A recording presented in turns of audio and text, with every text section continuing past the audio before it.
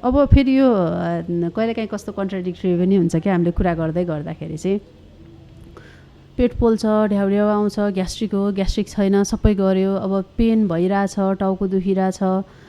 भने चाहिँ अब हामीले यसरी कुरा गर्दै गर्दाखेरि चाहिँ यो इन्फर्मेसन्स पनि मिसइन्फर्मेसन्स नहोस् भनेर सबै खालको दुखाइ साइकोसोमेटिक प्रब्लम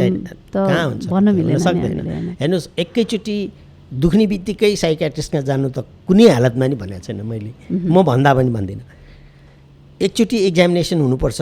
टेस्ट पनि हुनुपर्छ, त्यो सम्बन्धी दुखाइको के छ, समस्या के हुनसक्छ, सबै चिज रुल आउट गरेपछि अनि त्यसपछि यदि केही छैन भने अनि त्यसपछि साइकोसोमेटिक सोच्ने हो, त्यहाँबाट सोच्ने हो। त्यो एकैचोटि दुख्ने बित्तिकै साइकोलोजिकल भन्न सकिँदैन। कुनै पनि दुखाइमा साइकोलोजिकल पार्ट त हुन्छ, तर कुनै अर्ग्यानिक कारणले, कुनै शारीरिक कारणले भएको दुखाइ चाहिँ अब त्यो हामीले त्यसलाई रुल आउटै गर्नुपर्छ पहिलाबाट। त्यो होइन भन्ने कुरामा हामी एकदम निश्चिन्त भएपछि मात्र नि साइकोलोजिकली भनेपछि हामीले रुल आउट गर्दै गर्दाखेरि चाहिँ डिफ्रेन्सिएट गर्ने बेलामा चाहिँ फिजियोलोजिकल सबै कुराहरू टेस्ट गर्दा जब त्यहाँ केही पनि समस्या देखिँदैन बट स्टिल दुखाइ, डिस्कम्फर्ट त्यो कुराहरू छ, फिल गरिरहेछ भने चाहिँ यो एस्पेक्टमा हामीले हेर्न